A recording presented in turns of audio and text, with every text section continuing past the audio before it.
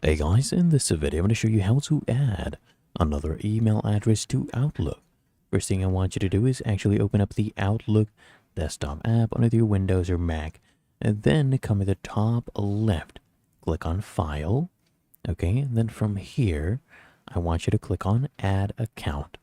Then I want you to just type in the email address you want to add. So that is my email address. Then you come here, click on Connect. And then I want you to enter your password after this. It'll prompt you to securely log in your password, whether it's a Google email, Outlook email, whatever the case is.